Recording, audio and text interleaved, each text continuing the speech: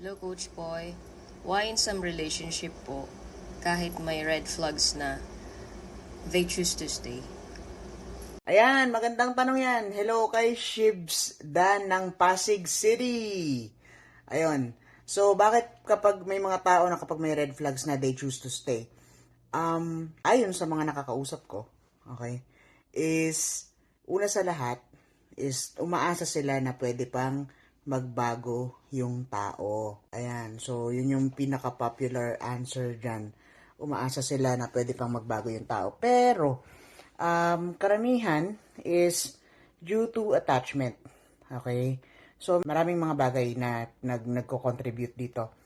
Una is, baka pwede pa nilang matulungan yung tao na yon, or baka yung tao na yon, sila na lang yung pwedeng magmahal dun sa tao na yon at kailangan nila ng tao na yon. Pangalawa is, they felt that yung red flag na yon, or sabihin na natin, yung pain na nadudulot ng tao na yon, naging familiar na sa kanila. Okay? So, pag umalis ako dito, siguro baka mas masaktan ako ulit. Or pag umalis ako dito, hindi naman ako sigurado na makakahanap ako ng mas okay, mas mabait. At least ito, komportable na ako. Okay? So, the comfort and the predictability of the pain is nakakasanayan na ng tao, kaya they choose to stay. Pangatlo, dahil sa pagmamahal, they care about that person so much, kaya hindi nila maiwanan. So, ang pinaka-importante dito is to learn to know kung hanggang saan natin to kaya. Okay?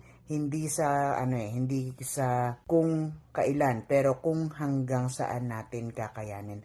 Tandaan natin, we have the responsibility to ourselves to establish and implement the boundaries that we have for ourselves and our well-being. For more relationship tips, punta lang sa U-Drive group. Ayan, follow nyo lang kami. And, kapit lang. Ako si Boy Dilara, ang iyong Certified Trauma and Resilience Life Coach. Kung nais ninyong magtanong o may mga hinanaing kayo na gusto ninyong sagutin in a trauma-informed way, mag-comment lang kayo.